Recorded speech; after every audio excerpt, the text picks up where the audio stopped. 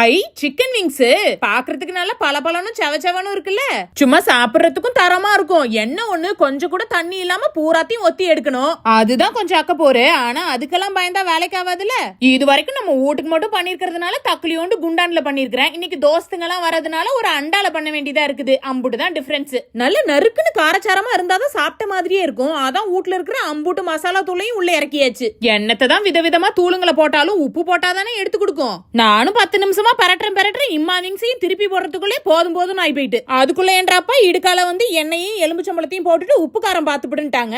நமக்கு அது ஒண்ணுதான் கஷ்டமான வேலையே. அது மட்டும் கரெக்டா பண்ணிவிட்டோம், டிஷ் அன்னைக்கு சக்சஸ் தான். அலாக்கா எண்ணெயில போட்டா கூட சட்டு புட்டுன்னு பொரிச்சு எடுத்துக்கலாம் போல. இந்த கிரில் பண்றங்கிற பேர்ல இதுக்கு முன்னாடி இருக்கிற ப்ராசஸ பண்றதுக்கே அம்மா நேரம் எடுக்குது. தட்டுல அடுக்கி வைக்கும் போது மட்டும் நிதானம் ரொம்பவே தேவை. நம்ம பாட்டுக்கு அறக்க பறக்க ஒன்னோட ஒண்ணு ஒட்டி வச்சுட்டோம், அம்புட்டுதான் ஜோலி முடிஞ்சுது. வெந்து வரும்போது சத பூரா அதுலயே ஒட்டிக்கிட்டு வெறும் எலும்பு மட்டும் தான் கையில தேரும். பூராத்தையும் ஒண்ணு விடாம கரெக்டா பண்ணதுனால முத்து முத்தா சிக்கன் விங்ஸ் ரெடி. இந்த கடையில எல்லாம் விங்ஸ் செய்யறதுக்குனே சாஸ் விக்கும். அதெல்லாம் எத்தனையோ தடவை ட்ரை பண்ணிருக்கேன். ஆனா அதுல எல்லாம் இல்லாத ருசி நம்ம வீட்டு மசாலா தூள்ல இருந்திருக்குது. இனிமே ஏன் வெளியில போய் சப்பு கொட்டிக்கிட்டு சாப்பிடணும், வீட்லயே நல்லா வெளுத்து வாங்க வேண்டியதான். எப்பயுமே நம்ம செய்யறத நம்மளே சாப்பிட்டு பார்த்து நல்லா இருக்குன்னு சொல்லிட கூடாதுல்ல.